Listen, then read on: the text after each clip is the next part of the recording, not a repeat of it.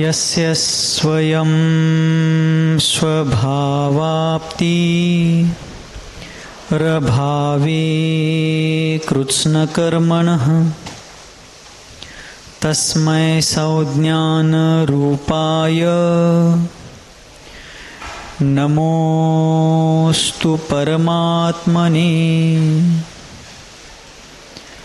नमोस्तु शुद्धात्मने।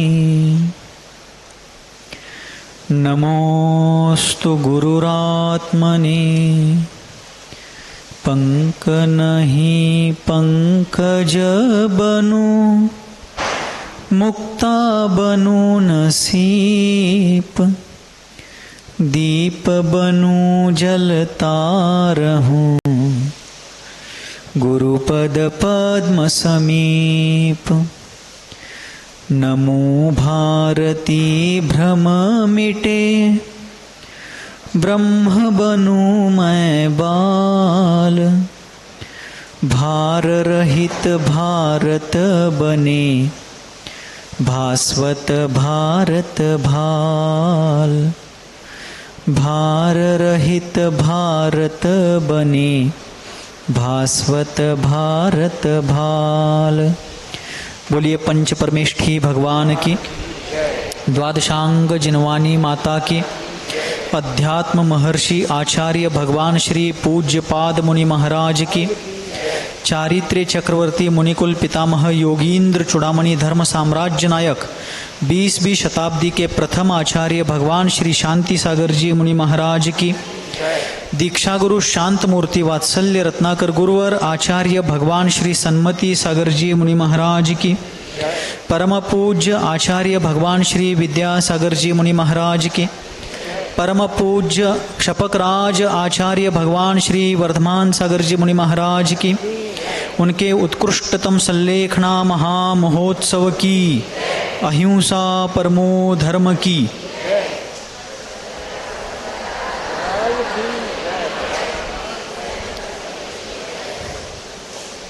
आवाज सभी को आ रही? पीछे स्पष्ट आवाज आ रही है? ठीक।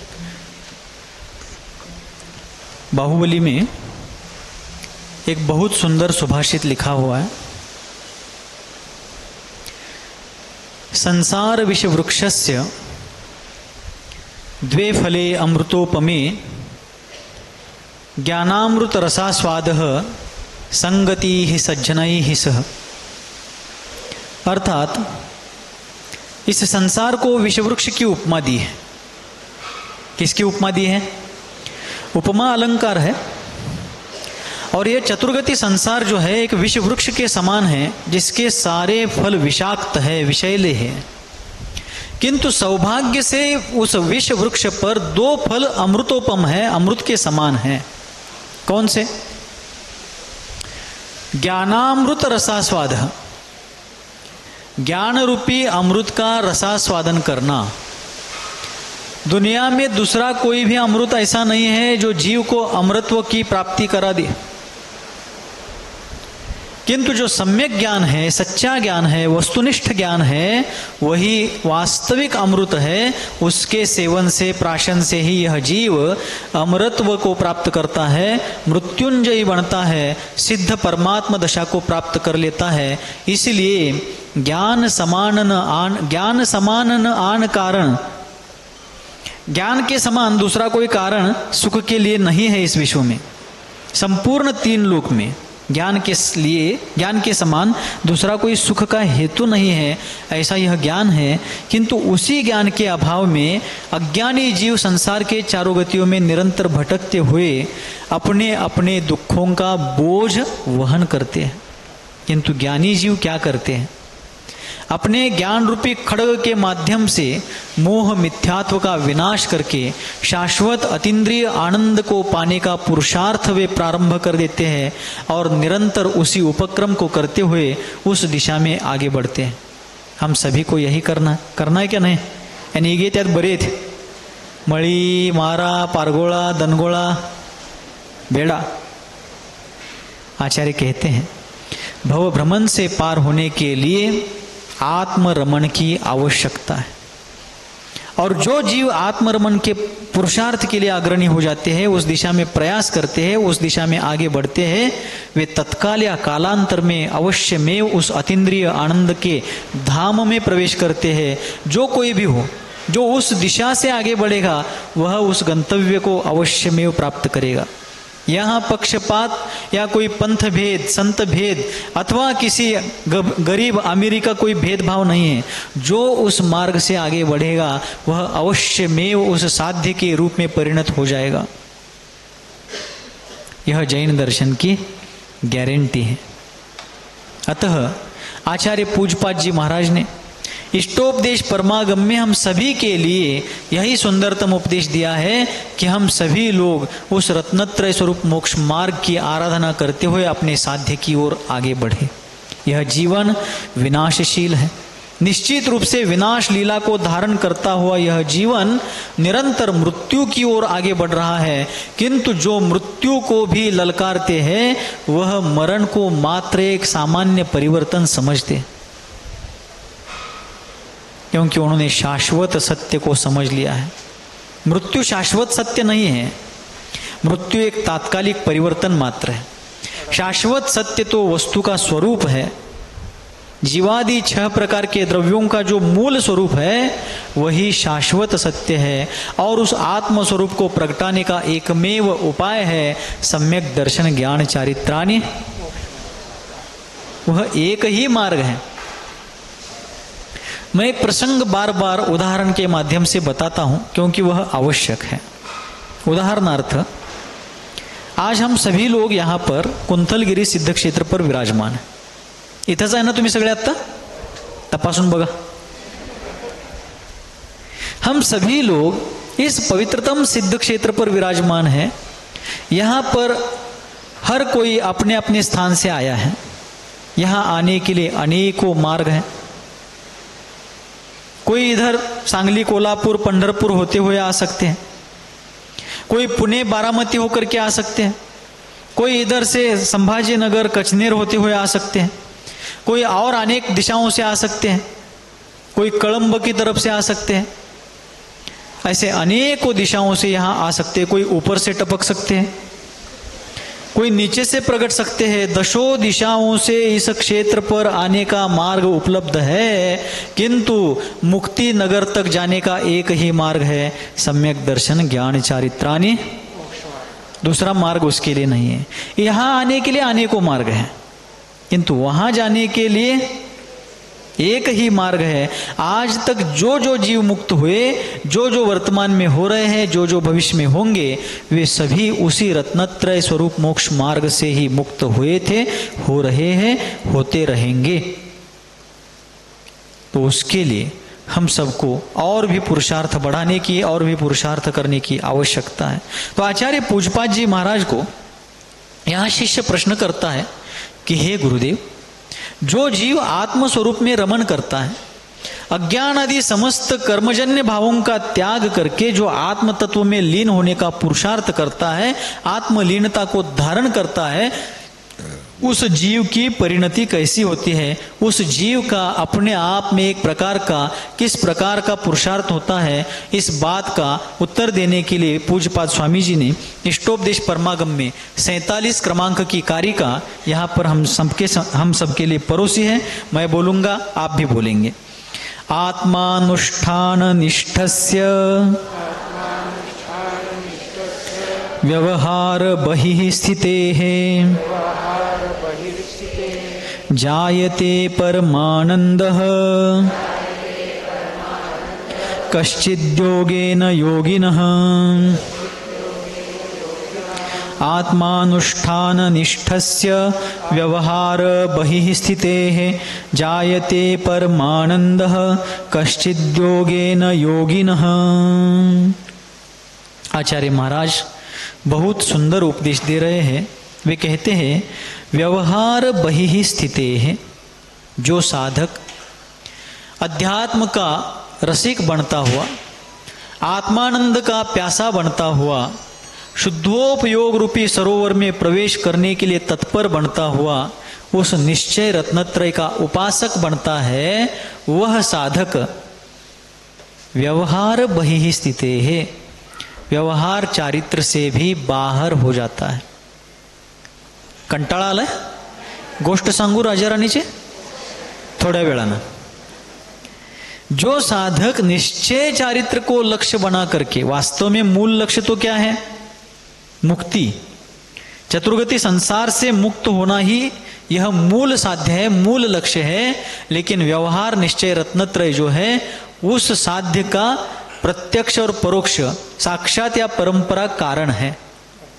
ठीक है. हम लोग कारण को कारण माने और कार्य को कार्य माने, साधन को साधन माने और साध्य को साधन माने.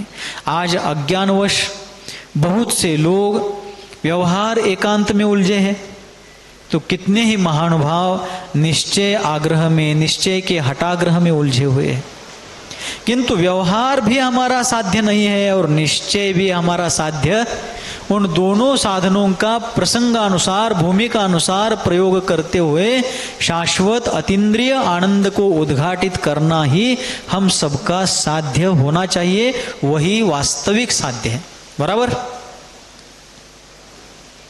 व्यवहार भी साधन है और निश्चय भी साधन है. इसलिए व्यवहार निश्चय के विवाद में उलझने के बजाय और उस विवाद में उलझ करके दोनों आनंदों से वंचित रहने के बजाय, जहां भूमिका के अनुसार जो साधन उपयोगी है, उपादेय है, उस साधन का आलंबन लेकर के साध्य की ओर आगे बढ़ने में ही बुद्धिमानी है. बराबर. खाईन तर तुपाशी काय अभ्यासू, खाईन तर तुपाशी नाही तर. यात विवेक आहे का? नाही. नितांत अविवेक आहे. खाईन तर तुपाशी नाही तर उपाशी, या हटाग्रहामध्ये नितांत अविवेक आहे. म्हणून ज्याला भूक लागलेली आहे ना, त्याला सात्विक जे हे असेल, मग ते कोरडा असू दे, सरस असू दे किंवा नीरस असू दे, तो ते खाणारच. पण कन्नड ಭಾಷೆಯಲ್ಲಿ ಹಿರಿಯರು ಬಾಳ ಚೆನ್ನಾಗಿ ಗಾದೆಯ ಮಾತು ಹೇಳಿರುತ್ತಾರೆ. ಏನಪ್ಪ? ಹೊಟ್ಟೆ ತುಂಬಿದ ಮೇಲೆ ಹುಗ್ಗೆನು ಮುಳ್ಳು ಮುಳ್ಳು ಹತ್ತುತ್ತದೆ. पोट भरल्यावर खीर सुद्धा काट्यासारखी टोचायला चालू होत्या. बरोबर. आणि भूक लागल्यावर कडबा टाका की. म्हणजेच काय? इंटरेस्ट. ज्याला भूक लागलेली आहे त्याला भोजनामध्ये इंटरेस्ट पूर्वक रस येणारच, इंटरेस्टमुळे रस येणारच. मग ते नीरस असलं तरी त्याला त्यात रस येणार. तसं ज्याला आत्मानंद पाहिजे आहे, जिसे आत्मानंद प्राप्त करना है, वह व्यक्ति भूमिका के अनुसार जहां जो साधन उपादेय है उसका उपयोग करेगा, आगे बढ़ेगा. आप लोग कुंतलगिरी आ रहे हैं. कुंतलगिरी आते समय आपने कोई ऐसा संकल्प किया कि मैं एरोप्लेन से ही जाऊंगा? ते पण कोल्हापूरच्या विमानतळावरनं. कोल्हापूर नव्हे.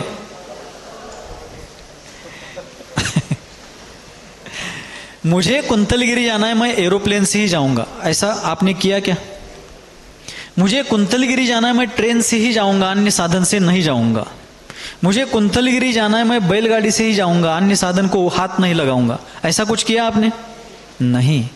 जहां तक ट्रेन आ सकती थी आप वहां तक ट्रेन से आए, और रेलवे स्टेशन के बाहर आने के बाद यहाँ गेट तक ट्रेन तो नहीं आ रही है, तो रिक्शा से, टैक्सी से, जिस प्रकार का साधन उपलब्ध है, जो आपके बजट में है, जो अनुकूल है, जो उचित है, उस साधन से आप यहाँ आए, क्योंकि आपका ध्यान, आपका लक्ष्य था कुंतलगिरी आना है.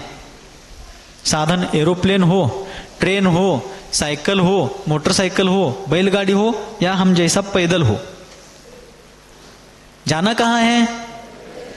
उसी प्रकार जिस जीव को निर्वाण संप्राप्त होना है, वह जीव व्यवहार नय की भूमिका में व्यवहार चारित्र, व्यवहार रत्नत्रय की आराधना करेगा. किंतु निश्चय रत्नत्रय की आराधना करने का लक्ष्य रख करके, और निश्चय रत्नत्रय की आराधना करता हुआ निश्चय में रहने के लिए निश्चय की आराधना नहीं करता, बल्कि निर्वाण तक पहुंचने के लिए निश्चय को साधन बनाता है। व्यवहार और निश्चय दोनों भी उसके लिए साधन ही है। साध्य तो अतीन्द्रिय शाश्वत मोक्ष पर्याय है। समझ में आ रहा है वर्णी जी, शुल्लक जी? इसलिए इनको वर्णी जी हम इसलिए कहते हैं क्योंकि ये दिखने के लिए गणेश प्रसाद वर्णी जी जैसे दिखते।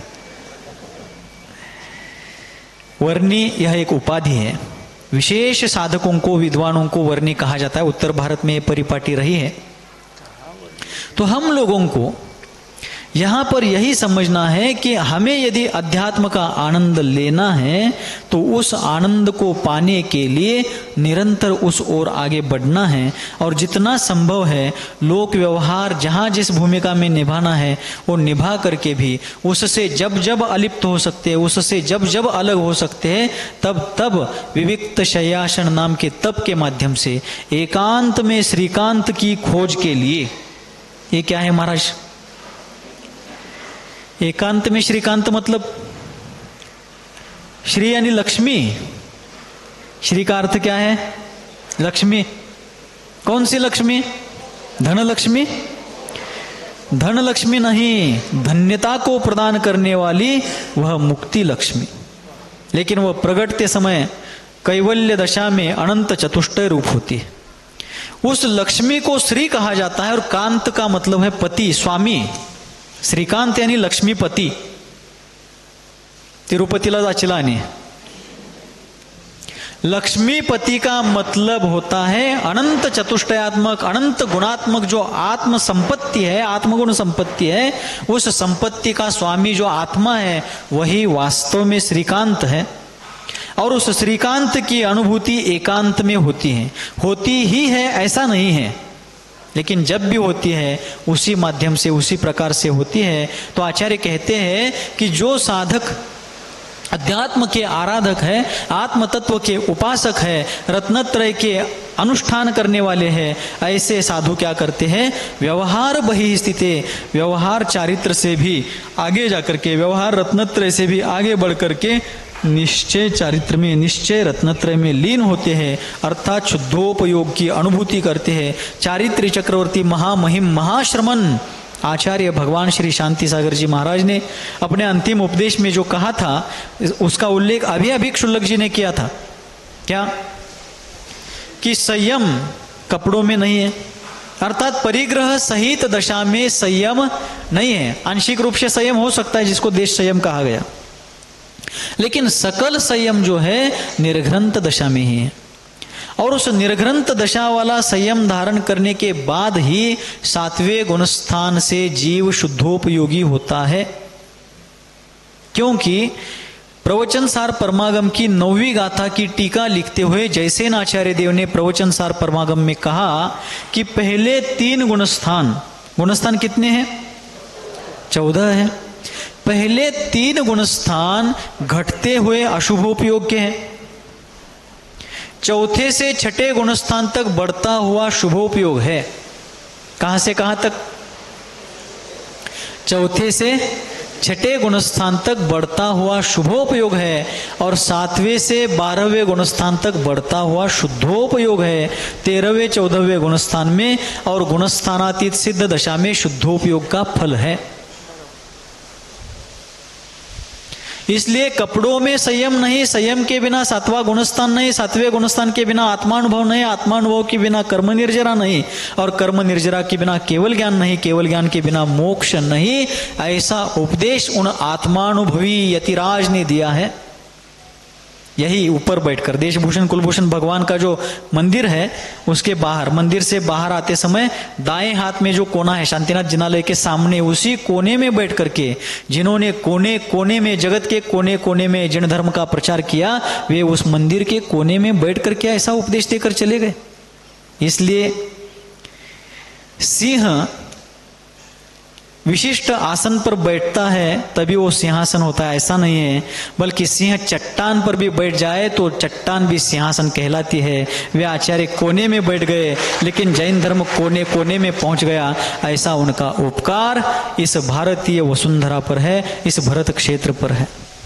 उनके उपकारों के प्रति सच्चे जैनी को हमेशा आदर, कृतज्ञता और बहुमान सदैव रहेगा। आपको है? बहुत अच्छा है। क्यों है? क्यों होना चाहिए? क्योंकि आचार्य विद्यानंद जी महाराज ने श्लोक वार्तिक आदि ग्रंथों में कहा, नहीं कृतम उपकारम साधवो विस्मरंती। जो सज्जन लोग होते हैं अपने ऊपर दूसरों के द्वारा किए गए उपकार को कभी भूलते नहीं हैं। उन्होंने एक उदाहरण दिया है। किसी किसान ने अपने खेत में एक नारियल का पौधा लगाया। क्या लगाया है? नारियल का पौधा लगाया है, छोटा सा पौधा है। और वो पौधा लगाने के बाद उस किसान ने उस पौधे के जड़ में रोज पानी, खाद आदि की व्यवस्था की। खाद म्हणजे खत पाण्याची व्यवस्था, उसकी सुरक्षा की है, उसकी निगरानी की है। वो इधर उधर किसी भी पक्ष में झुके ना, सीधा निष्पक्ष रूप से ऊपर बढ़े, आगे बढ़े, ऊर्ध्वगामी बने, इसलिए उसको योग्य दिशा दी है, सब कुछ किया है। तो प्रारंभिक दशा में उसके बचपन में जब उस पौधे को किसान ने दिया हुआ पानी था तो पौधा जब पेड़ बन गया तो अपने मालिक के द्वारा बचपन में किए गए उपकार को ध्यान में रख करके वो पेड़ जीवन पर्यंत अमृत के समान मधुर पानी वाले फलों का भार अपने मस्तक पर धारण करता हुआ उस मालिक का कर्जा चुकाता रहता है। क्योंकि सज्जन कभी अपने ऊपर किए गए उपकार को भूलते नहीं। आचार्य शांति सागर जी महाराज का कितना उपकार है जी अपने ऊपर। उस उपकार के लिए, उसका वर्णन करने के लिए ब्रह्मांड में कोई शब्द नहीं है, सचमुच नहीं है। किसी एक भाषा का शब्दकोश नहीं, ब्रह्मांड की सभी भाषाओं में, सभी शब्दकोशों में कोई शब्द उनके उपकार का, उनके बलिदान का, उनके इस श्रमण संस्कृति के लिए दिए गए योगदान का वर्णन करने के लिए शब्द नहीं है। ऐसे महामहिम महाश्रमण आचार्य देव इसी धरा पर स्वर्गारोहित हो गए, स्वर्गारूढ़ हो गए। तो उन्होंने अंतिम उपदेश में कहा कि आत्मानुभव के बिना कर्म निर्जरा नहीं, कर्म निर्जरा के बिना केवल ज्ञान नहीं, और केवल ज्ञान के बिना मोक्ष नहीं है। इसलिए बाबांनो भिवू नका रात्री जेवायला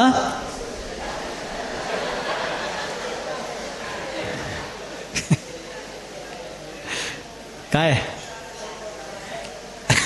घोटाळा झाला काय? संयम धारण करायला भिवू नका। यह सारा जगत जो दुखद है उसको सुखद मानकर उसके पीछे दौड़ रहा है, और जो सुखद है उस संयम से डर करके उससे दूर होने के लिए निरंतर प्रयास करता है।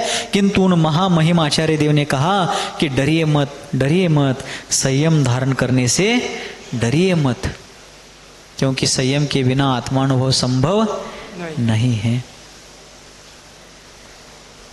किंतु जब आगे जाकर के साधक उस व्यवहार संयम से, व्यवहार चारित्र से भी आगे बढ़ करके स्थिरात्मनि चारित्रम, इस व्याख्या के अनुसार अपनी आत्मा में स्थिरता को, लीनता को, तल्लीनता को प्राप्त करने में उद्यमी हो जाता है, तब व्यवहार बहिः स्थिते है, व्यवहार से बाह्य हो जाता है।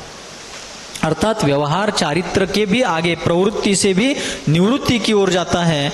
परसों की बात है, पूज्य वर्ग शपक राज वर्धमान सागर जी महाराज देह धर्म से निवृत्त होते हुए, अर्थात लघु शंका से निवृत्त होकर के यहां से अंदर जा रहे थे। आप लोग दर्शन कर रहे थे, प्रवचन ही चल रहा था उस समय। तो हमने उनको निवेदन किया कि जाते जाते सबको शुभाशीष प्रदान कीजिए।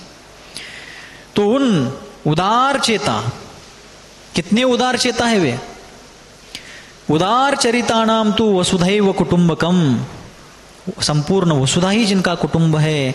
हे विश्वची माझे शेत घर, हे विश्वची माझे घर, विश्व का प्रत्येक प्राणी मेरे समान है, सब में परमात्मा बनने का सामर्थ्य छिपा हुआ है। इस अटल सत्य को जानने वाले वे योगींद्र सदैव स्व पर कल्याणकारी जीवन जीते हैं। तो हमारे निवेदन पर जाते जाते उन्होंने हाथ ऊपर उठाया, और जब हाथ ऊपर उठा करके वे आगे चल रहे थे, मुझे बाद में बताया उनके साथ जाने वाले व्यक्ति ने, महानुभाव ने, कि हमने कहा, अर्थात उन साथ जाने वाले महानुभाव ने उनसे निवेदन किया वहां पर कि थोड़ा उस तरफ देख करके उनको आशीर्वाद दीजिए। तब वे हंसते हुए इधर देखे बिना आगे बढ़ गए। जाते जाते उन्होंने सबको अभय मुद्रा तो प्रदान की, लेकिन दुनिया के तरफ देखा नहीं, क्योंकि व्यवहार वही स्थिति है। ऐसे आत्म उपासक साधक संपूर्ण प्रवृत्तियों से, बहिर्मुखता से परान्मुख होकर के अपने आत्म तत्व के सम्मुख हो जाते हैं और आत्महित के लिए निरंतर तत्पर रहते हैं। ऐसा पुरुषार्थ ऐसे महान योगियों के द्वारा किया जाता है। तभी तो आचार्य देव कहते हैं, व्यवहार बहिस्थिते है आत्मानुष्ठान निष्ठस्य। इस प्रकार व्यवहार चारित्र से, व्यवहार रत्नत्रय से बाहर हो चुके, अर्थात निवृत्त हो चुके साधक आत्मा के अनुष्ठान में एकनिष्ठ हो गए हैं। ऐसे योगिनः, ऐसे मुनि के द्वारा योगेन अर्थात आत्म ध्यान के माध्यम से कश्चित परमानंद जायते, कोई अपूर्व ही परमानंद उत्पन्न होता है। किसको परमानंद होता है? आपके घर में कोई उत्सव होता है, आप ढोल ताशे बजाते हैं, मिठाई बांटते हैं और कुछ करते हैं, लेकिन वह आनंद क्षणिक, तात्कालिक और पराधीन होता है। लेकिन इन योगिंद्रों के द्वारा बहिर्मुखता से अलग होने के कारण, आत्मनिष्ठ साधकों के द्वारा उस आध्यात्मिक पुरुषार्थ के कारण आत्मानुष्ठान निष्ठस्य, आत्मा अनुष्ठान में एक निष्ठ उन साधकों के द्वारा किया गया वह पुरुषार्थ अपूर्व परमानंद को उद्घाटित करता है, और वह आनंद कहीं बाहर से नहीं, अपने आत्म स्वभाव से ही प्रकटता है। उदाहरणार्थ,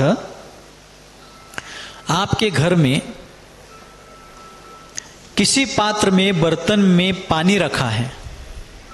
पानी कहां से आया?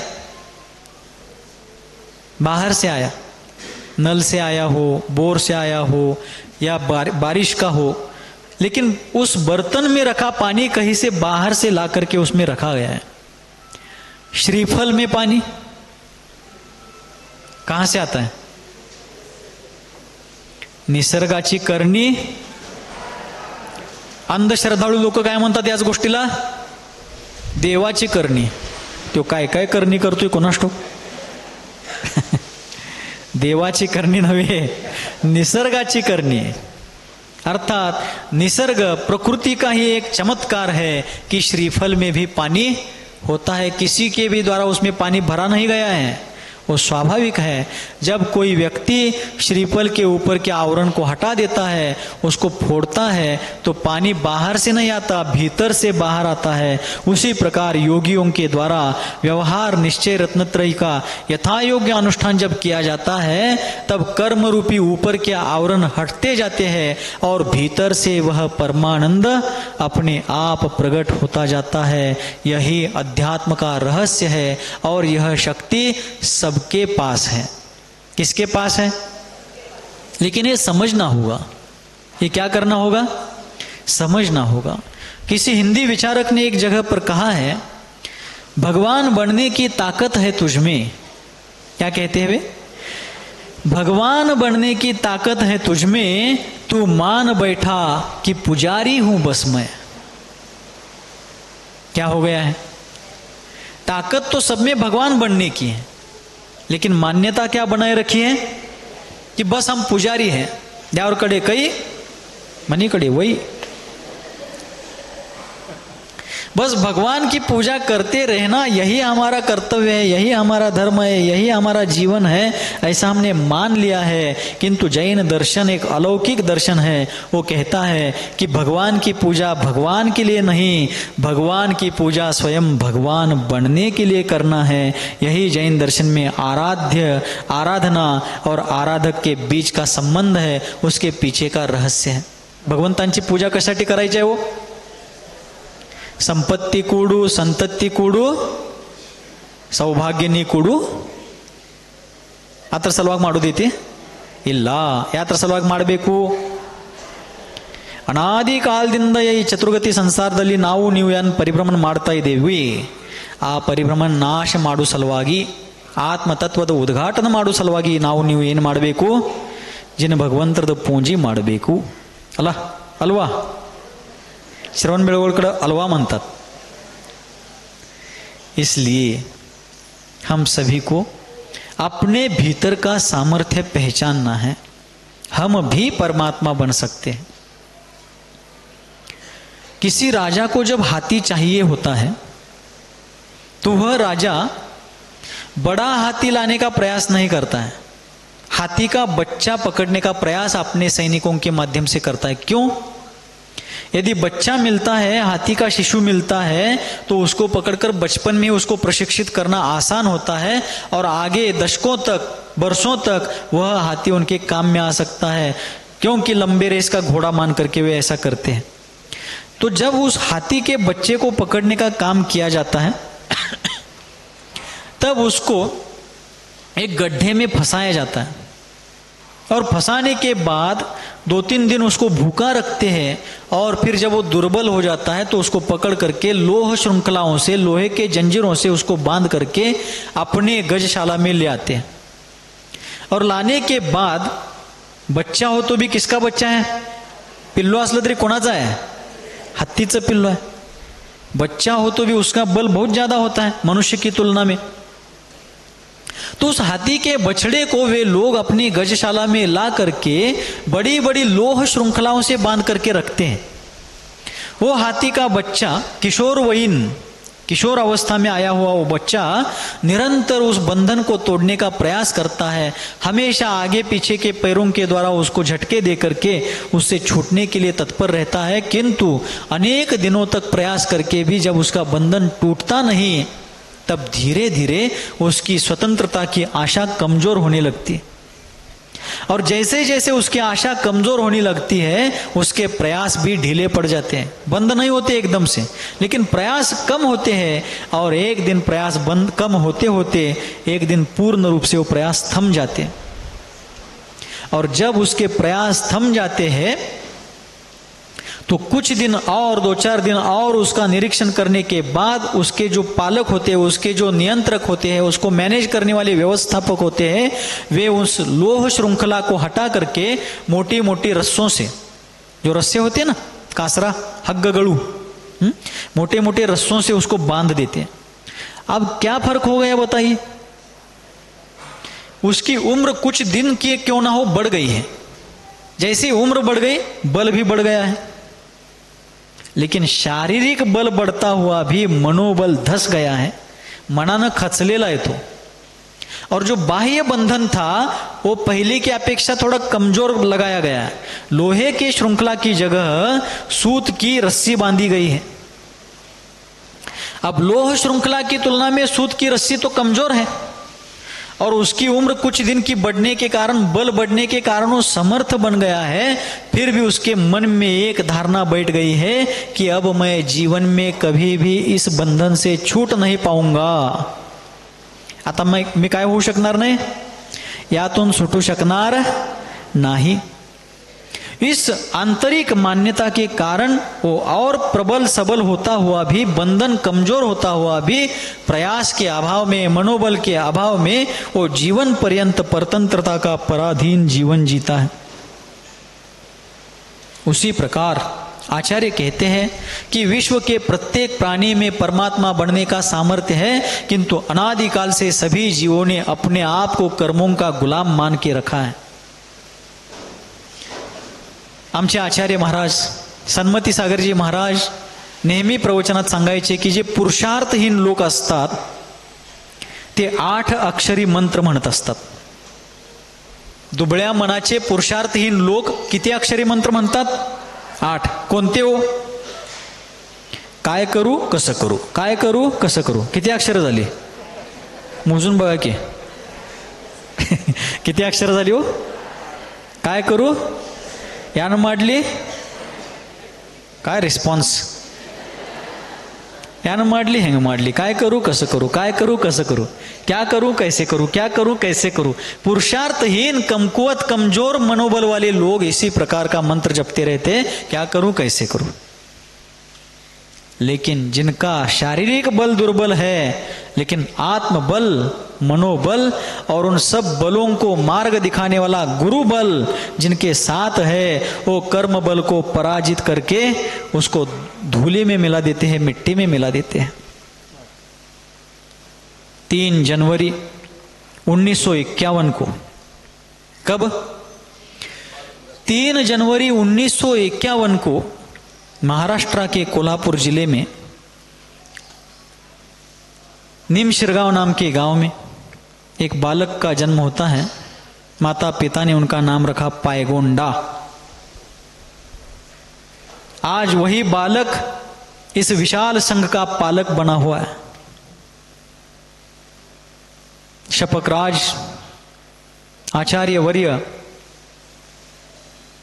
मृत्युंजयी साधक, मृत्यु को भी जीतने में हमेशा उद्यमी वह योगी, आज 76 वर्ष की उम्र में दुर्बल काया में भी इस प्रकार का तेज धारण करने वाले उस आत्म तत्व की उपासना कर रहे हैं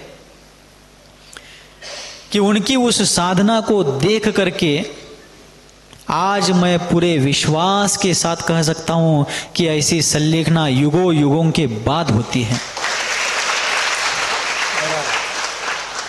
इसमें कोई अतिशयोक्ति नहीं है। संलेखनाएं तो बहुत होती है, जितनी भी होती है बहुत अच्छी होती है, लेकिन इस प्रकार की संलेखना साधने का उपादान, इस प्रकार का पुरुषार्थ और उस प्रकार का पुण्योदय और इन सबके होने के साथ साथ आंतरिक दृढ़ इच्छा शक्ति और मनोबल, ये सभी साधकों को नहीं मिलता है। आज सुबह के सत्र में दिनांक 23 जून 2026 वार मंगळवार, मराठीत म्हणायचं झालं तर मंगळ म्हणलं की सगळी घाबरी पडतात। महाराज कुंडलीत मंगळ आहे हो, पण बरेच मंगळ असणारी चंगळ करायला लागल्यात, कारण मंगळ आणि शनी हा सगळा एक प्रकारे आपल्या मनातला एक भ्रमच आहे, त्याच्यामुळेच काहीतरी होतं। गुरुदेव सन्मति सागर जी महाराज हमेशा कहते थे कि अंतरिक्ष में विराजमान 9 ग्रह हमारे जीवन का कुछ भला बुरा नहीं करते, उनके कारण से हमारा कुछ बुरा नहीं होता। 9 ग्रह हमारे बुरे नहीं करते हैं, बल्कि बुरे करने वाले 2 ही ग्रह है। एक हमारे मन में धारण किया हुआ हठाग्रह दुराग्रह, और दूसरा अनावश्यक परिग्रह। यही ये 2 ही ग्रह जीवन का विनाश कर देते हैं। 9 ग्रह हमारा कुछ भी नहीं बिगाड़ते। सुबह मंगलवार दिनांक 23 जून 2026 को 8:35 हुए थे। आज वे थोड़ा बहुत जल लेंगे, उनको थोड़ा सा जल ग्रहण किया जाए और कुछ दिन तक उनका यह नियम संलेखना का ही अनुष्ठान चलता रहे। इसलिए मैं निर्यापक श्रमण सिद्धांत सागर जी महाराज, उपस्थित समस्त साधु वृंद उनके पास पहुंच गए। सबने उनसे निवेदन किया कि शुद्धि का जल आया है, आप शुद्धि कर लीजिए। बोले अब मुझे उस शुद्धि की आवश्यकता नहीं, मैं आत्मशुद्धि के लिए तत्पर हूं। उत्तर क्या था? उस शुद्धि की मुझे अब आवश्यकता ही नहीं है, मुझे अब आत्मशुद्धि करनी है। शुद्धात्म दशा तक पहुंचने का साध्य उन्होंने बना रखा है, बोले मुझे आत्मशुद्धि करनी। और आज से मेरा आजीवन आमरणांत चारों प्रकार के आहार का पूर्णतया मन से, वचन से, काया से, कृतकारित अनुमोदन से त्याग है।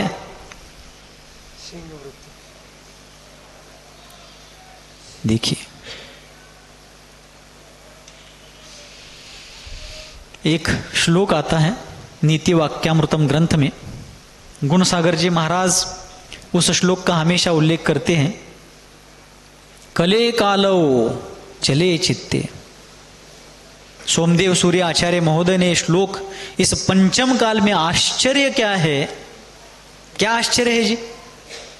ताजमहल और क्या 8 आश्चर्य कुछ बताते हैं। ताजमहल एक मैंने सुना है और बाकी के साथ मालूम नहीं है। वे सब आश्चर्य हैं, दुनिया मानती होंगी, उनके हिसाब से उनकी दृष्टि से होंगे भी। लेकिन सोमदेव सूर्य आचार्य देव ने नीति वाक्यामृतम ग्रंथ में इस दुनिया में वर्तमान पंचम काल में, भीषण कली काल में आश्चर्य क्या है, इस बात को प्रस्तुत करते हुए कहा, कले कालो, यानी इस पंचम काल में चले चित्ते, चित्त चलायमान है, चंचल वृत्ति बढ़ गई है। कलो काले चले चित्ते देहे चान्नादि कीट कई। और ये देह और देह में रहने वाला देही अन्न का कीड़ा बना हुआ है। किसका कीड़ा बना हुआ है? सारखं टाकायचंच, पोस्ट बॉक्स मध्ये पत्र टाकल्यासारखं सारखं चालूच ठेवायचं। हमारे गुरुदेव हमेशा कहते थे, सन्मति सागर आचार्य देव, कि विश्व में उपवास रख करके जितने लोग मरे नहीं है, उससे ज्यादा खा खा करके मरने वालों की संख्या ज्यादा है का नाही? खरं सांगा, शेजाऱ्यांची शपथ आहे तुम्हाला।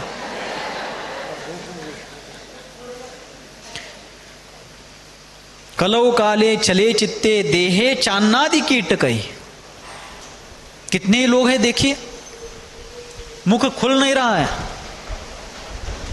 अंदर कुछ डालो तो बाहर आ रहा है, वमन हो रहा है, फिर भी बोल रहे खिलाओ पिलाओ। मुख से नहीं जा रहा है, पाइप से खिलाओ। ग्रास नहीं जा रहा है, लिक्विड डालो, लेकिन डालो।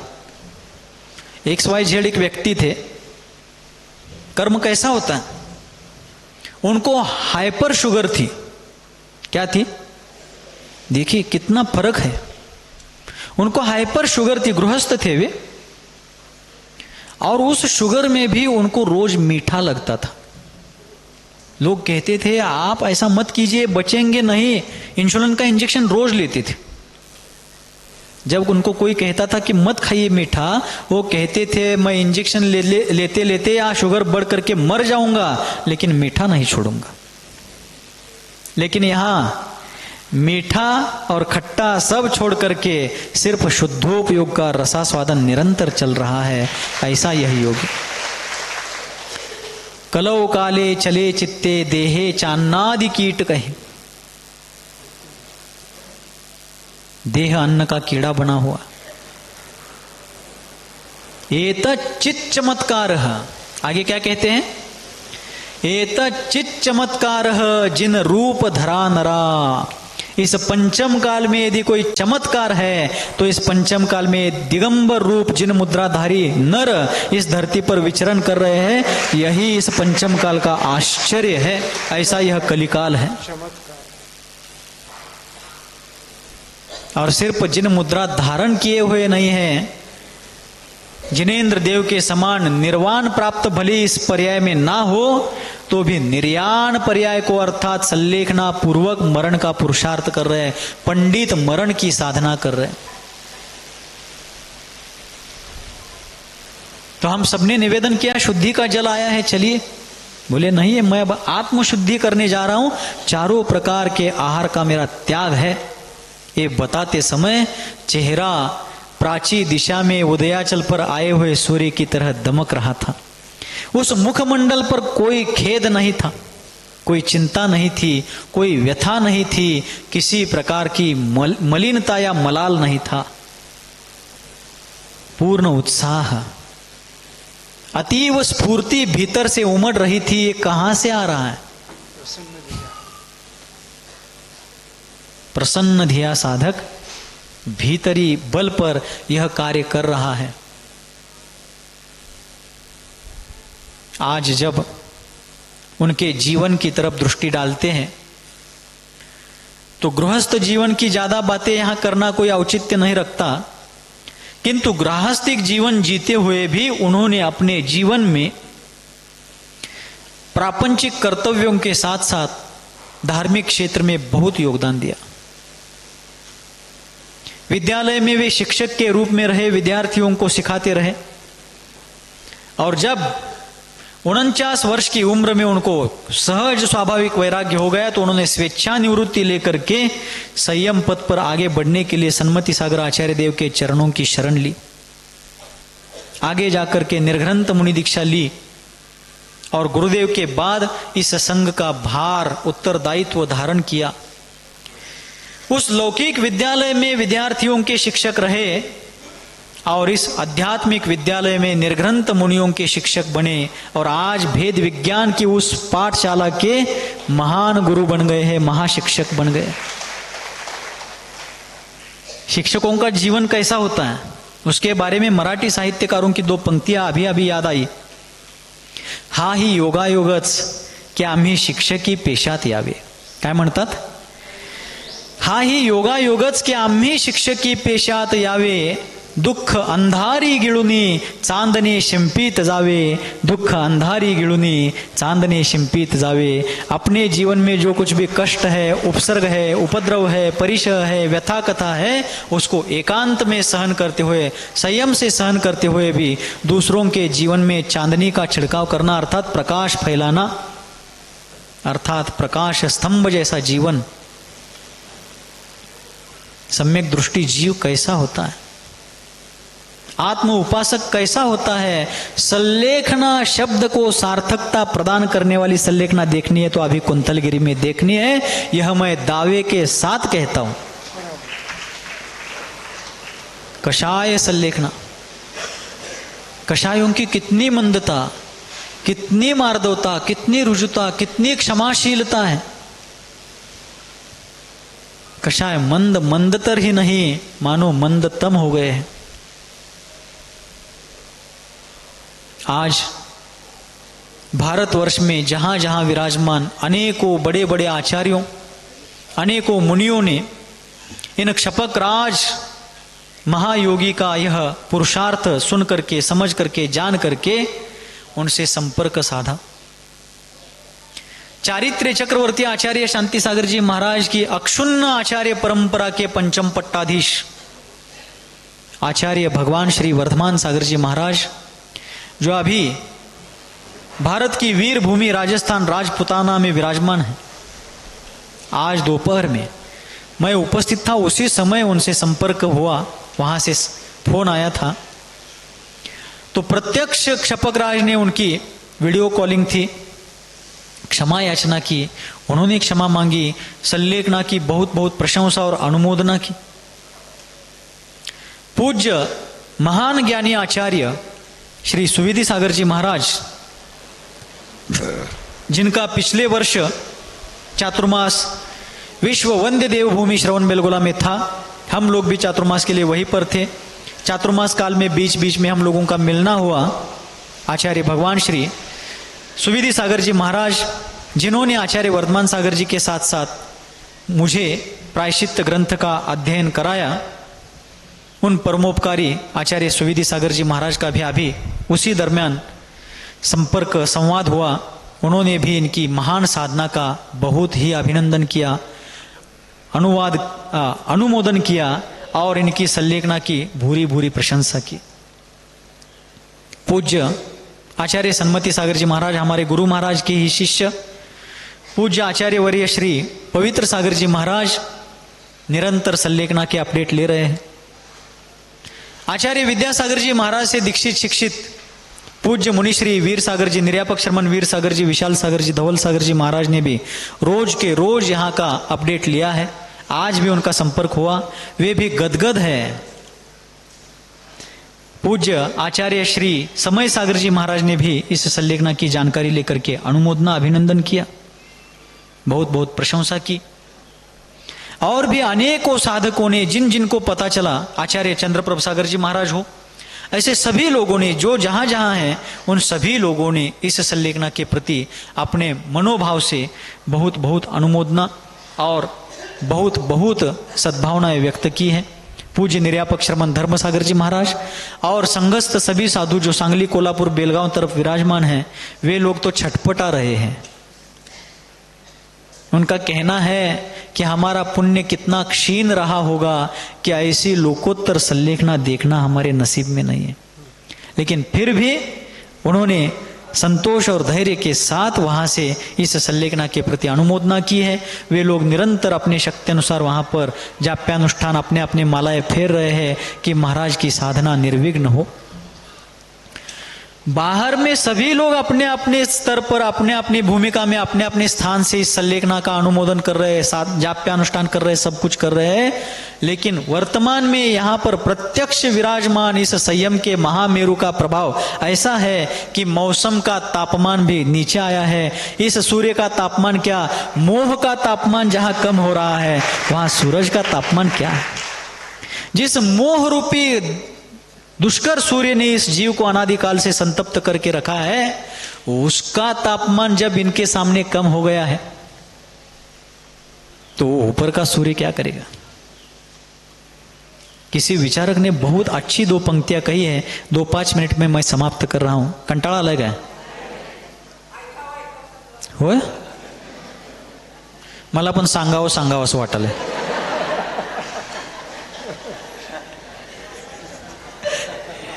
कसबा सांगावं, कसबे सांगावं गाव आहे हो तिथं कोल्हापूर जिल्ह्यात हुपरी जवळ। मग लोक चेष्टेनं त्याला म्हणतात कसबा सांगावं, मग बाजूची म्हणतात मौजेनं सांगावं, कारण कसबा सांगावं आणि मौजे सांगावं 2 गाव आहेत जवळजवळ। कसबा सांगावं, मौजेनं सांगावं, कसबा ऐकावं, मौजेनं ऐकावं, आनंदानं ऐकावं। तुम्ही आनंदानं ऐका, मी आनंदानं सांगतो, कारण इथं आनंद सोहळा चाललाय। जगात कोण मृत्यूसम्मुख असेल तर लोक रडतात। आम्ही अभिमानी आहोत की आमच्या संघाचे आचार्य अशा प्रकारची सल्लेखना साधत आहेत। जीवन पर्यंत मस्तक उठाकर चलने का हमें उन्होंने क्या दिया है, एक प्रकार का तोहफा दिया है कि आप लोग मेरी सल्लेखना को लेकर के जीवन पर्यंत सर उठाकर चलेंगे, मेरी सल्लेखना के कारण आपको कहीं मस्तक झुकाना नहीं पड़ेगा, ऐसा उपहार उन्होंने हमें दिया है। हर किसी के बस की ये बात नहीं है, कर्म सबके अलग अलग होते हैं। काय सांगत होतो मग मी मगाशी, वयाच्या मानानं सारखं असं होते माझं, विसरलो बघा नेमकं काय सांगणार होतो ते। हाँ, किसी हिंदी विचारक ने एक जगह पर कहा, शीतलता पाने कहाँ भटकते हो हे मानव। मनुष्य गर्मियों के दिन में शीतलता ढूंढते फिरते हैं, कोई एसी लगाता है, कोई कूलर लगाता है, कोई पंखा लगाता है, कोई ठंडे ठंडे पानी में, कोई कुल्लू मनाली जाता है, कोई कश्मीर जाता है, कोई शिमला जाता है, कोई और कहाँ लद्दाख में जाता है, अनेक प्रकार के हिल स्टेशंस पर जाते हैं पर्यटन। कोई महाबलेश्वर जाता है, कोई ऊटी जाता है कर्नाटका उस तरफ दक्षिण में। शीतलता पाने के लिए गर्मियों के दिनों में लोग ऐसा सब भागदौड़ी वाला काम करते हैं। तो उन विचारक ने कहा, शीतलता पाने कहाँ भटकते हो हे मानव, जो गुरु के चरणों में है वो हिमालय में नहीं। जो शीतलता गुरु चरणों में है वो हिमालय में नहीं है। तो बाहर का सूर्य क्या संताप दे सकता है इनको, फिर भी उनकी साधना का ये प्रताप है, स्वर्ग में बैठे गुरुदेव का ये आशीष है कि तापमान भी आज नीचे आ गया उनके सल्लेखना के निमित्त से। साधना प्रकृति को भी प्रभावित करती है। आज उन्होंने यम सल्लेखना का ऐसा वज्र उठाया है जिसके कारण यमराज भी थरथरा रहा है। उनके जीवन में मृत्यु तक उनको ले जाने वाले ऐसे ऐसे भयंकर प्रसंग उनके सामने आए थे। 2014 में जब उनका चातुर्मास, चालेल ना 5 मिनिटं, सारखं ऐकावंसं वाटलं आणि मला पण सांगावंसं वाटलं, क्योंकि महापुरुषों की चरित्र चर्चा अपन को भी वैसा बनने में महान सहकार्य करती है। थोर महात्मे वाहून गेले, तुमच्याकडे होऊन गेले काय, बर होऊन तर होऊन, थोर महात्मे होऊन गेले, चरित्र त्यांचे पहा जरा, आपण त्यांनी आमच्या समान व्हावे। आणि उलट झालं काय, आपण त्यांच्या समान व्हावे हाच सापडे बोध खरा। आपण त्यांच्या समान व्हावे हाच सापडे बोध खरा। म्हणून त्यांच्या चरित्राची चर्चा करायची। 2014 में मैं और नेमी सागर जी महाराज, इकडं बघा, हम दोनों का चातुर्मास नांद्रे में था, सांगली के पास, और आचार्य वर्धमान सागर जी महाराज और संगस्थ और 3-4 महाराजों का चातुर्मास नवीन धामनी में था, सांगली के पास। वे सांगली के दक्षिण में थे, हम सांगली के उत्तर में थे। उस चातुर्मास में भी उनको भयंकर शारीरिक तकलीफ हुई, अत्यधिक दुर्बलता आ गई थी, इतनी कि वे सल्लेखना चाहते थे, सल्लेखना की मांग की थी उन्होंने। लेकिन वैयावृत्ति, उपचार और उनके साथ साथ संघ का, समाज का पुण्योदय, वे स्वस्थ हो गए। अगले साल 2015 में भी उससे ज्यादा भयंकर, 14 से भी ज्यादा 15 में भयंकर बीमार हो गए चातुर्मास में। उस समय उनका चातुर्मास दुधगांव में था, हमारा कुंभोज बाहुबली में था। अत्यधिक अस्वस्थता, उसके उपरांत बीच बीच में चीजें कम ज्यादा प्रमाण में होती रहती थी। 2024 में समडोली में जब आचार्य शांति सागर जी महाराज का शताब्दी, आचार्य पदारोहण शताब्दी वर्ष महामहोत्सव मनाया जा रहा था, वे भी धर्मगिरी से वहां तक आए थे। उतनी छूट रख ली गई थी और उस समय भी भयंकर तकलीफ उनको हुई। उन सभी प्रसंगों से वे आगे आए।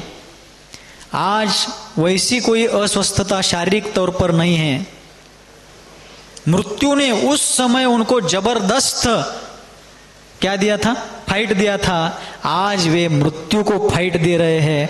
मृत्यु भी उनके सामने आज नतमस्तक है, वो हाथ जोड़कर उनके सामने खड़ा है। आप तालियां बजाएं, इसलिए मैं नहीं बता रहा हूं।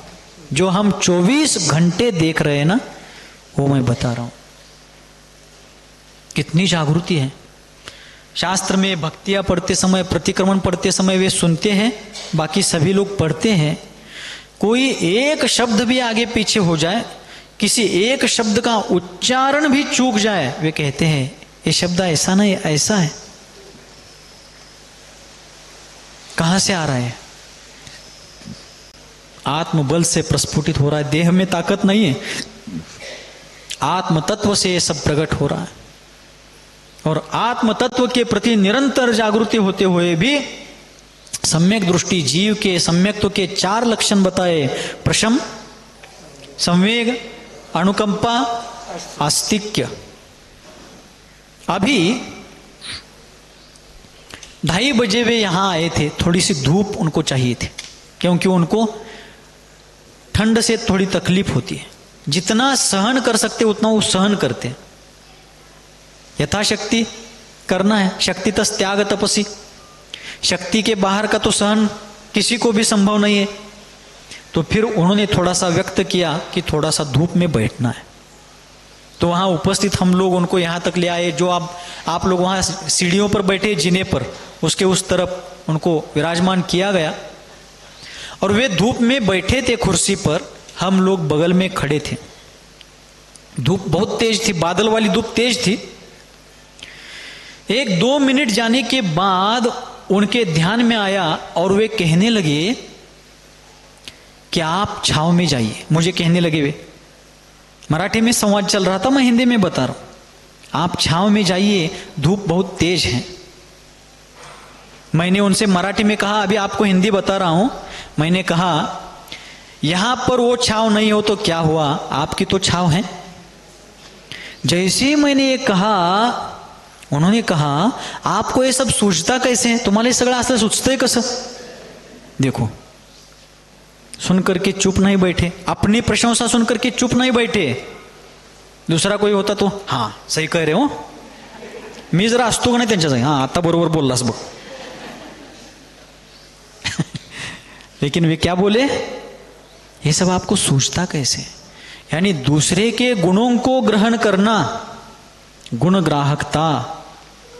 मेरी भावना में अपन रोज पढ़ते हैं, गुण ग्रहण का भाव रहे नित। सभी लोग बोलिए एक बार ये पंक्ति। हाँ,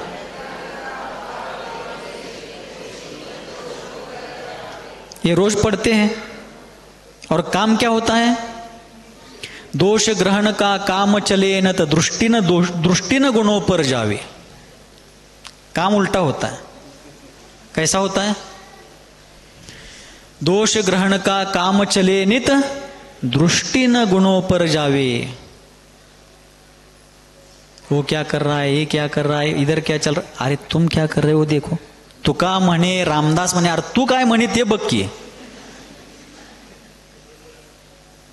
का नाही? पटा लागले तुम्हाला? पटलंच पाहिजे. तुका म्हणे, हा पुढं. तुका म्हणे, रामदास म्हणे, पण तू काय म्हणे? आपलं बघूया की.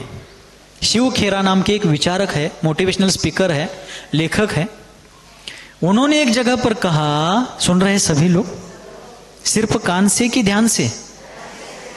उन्होंने एक जगह पर कहा कि बंद पड़ी हुई घड़ी भी 24 घंटे में 2 बार सही होती है. बंद पड़ी हुई घड़ी भी 24 घंटे में कैसे? 5:07 हुए. कितने मिनट हुए महाराज जी? 7 मिनट. 5:00 मान लो इस घड़ी का सेल खत्म हो गया या निकाल लिया गया, तीनों कांटे जहां के तहां रुके. जब सुबह के 5:07 चालू घड़ियों में बजेंगे तो 1 सेकंड के लिए क्यों ना हो इस घड़ी को सही माना जाएगा या नहीं? कल शाम को जब यही समय चालू घड़ियों में होगा तो 1 सेकंड के लिए इस घड़ी को सही मानेंगे या नहीं मानेंगे? महाराज तसलं काय करणार नाही, आम्ही काढणार आणि अडगळीतच टाकणार. गुण ग्रहण का भाव रहे नित. अच्छाई को देखे, कमियां किसमें नहीं है, लेकिन हमारा क्या होता है? मी तेवढंच बरोबर, हम ही सही और कोई नहीं, हम ही सही और कोई नहीं, ये आग्रह छोड़ो. ऐसा एक हाइकू लिखा था भोपाल चातुर्मास में. हम ही सही, ऐसा नहीं होता ना. किसी विचारक ने एक बहुत अच्छी बात कही हिंदी में. वे कहते हैं, दोषग्राही लोग कैसे होते हैं? तो उन्होंने कहा, दूसरों की थाली में गिरी हुई इल्ली दिखती. इल्ली म्हणजे आळ्या, मैद्यामध्ये, रव्यामध्ये वगैरे किंवा पाण्यात गटारीत वगैरे होतात की आळ्या. दूसरों की थाली में गिरी हुई इल्ली दिखती है, किंतु अपनी थाली में गिरी हुई बिल्ली नहीं दिखती. यान केळतिरी.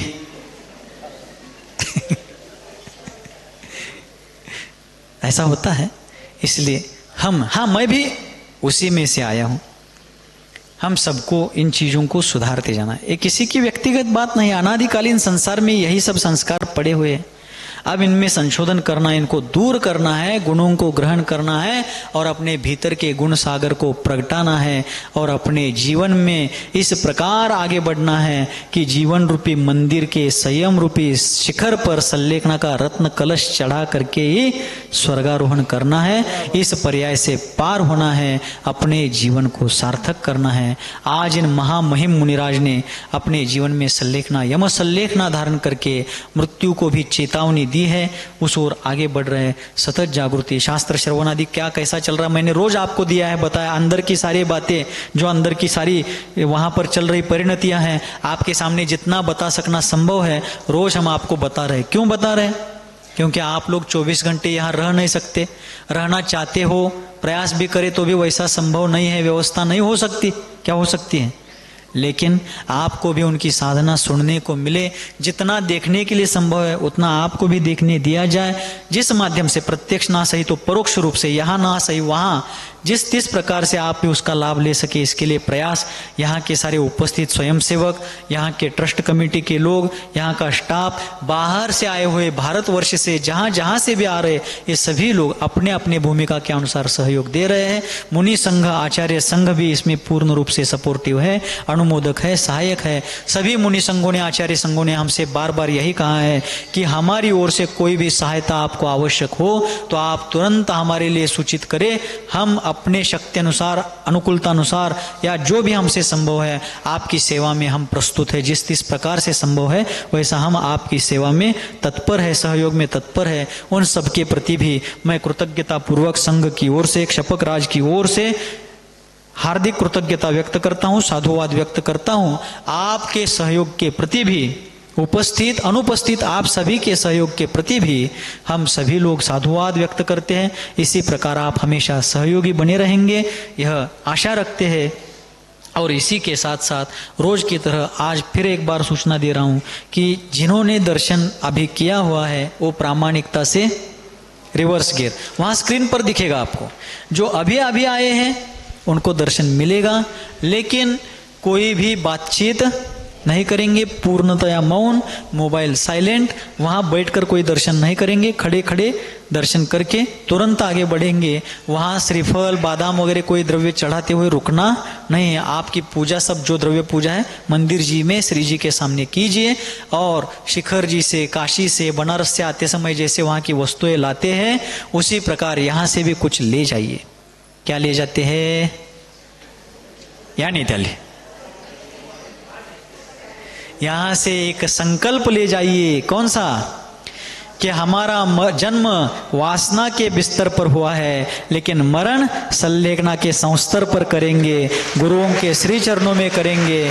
संन्यास सहित समाधि मरण पूर्वक हम इस पर्याय से पार होंगे। इस प्रकार का संकल्प इच्छा शक्ति पूर्वक ले जाइए। सभी का जीवन मंगलमय हो। इन्हीं भावों के साथ जिनके हृदय रूपी पद्म सरोवर से विश्वव्यापी वात्सल्य की लोक कल्याणकारिणी धर्म गंगा सर्वजन सुखाय और सर्वजन हिताय इस लोकोत्तर भावना से निरंतर और निर्व्याज रूप से बहती है, जो वर्तमान धर्मतीर्थादि नायक भगवान सन्मतिनाथ के लघुनंदन हैं, जो चारित्र्य चक्रवर्ती आचार्य भगवान श्री शांति सागर जी महामुनिराज की मूल संघ आचार्य परंपरा के आभूषण स्वरूप हैं, जिनका जीवन मानवता का मानदंड और उदारता का उदाहरण है, मूलाचार ही जिनका साधन है और समय सार ही जिनका साध्य है, जो धर्मरथ के समर्थ सारथी है, जो संसार समुद्र में डूबने वालों के लिए अभेद्य धर्म नौका समान है, अज्ञान अंधकार में भटकने वालों के लिए जिनका जीवन रत्नत्रय का रत्नदीप है, जिनका जीवन सहजता और सरलता के कारण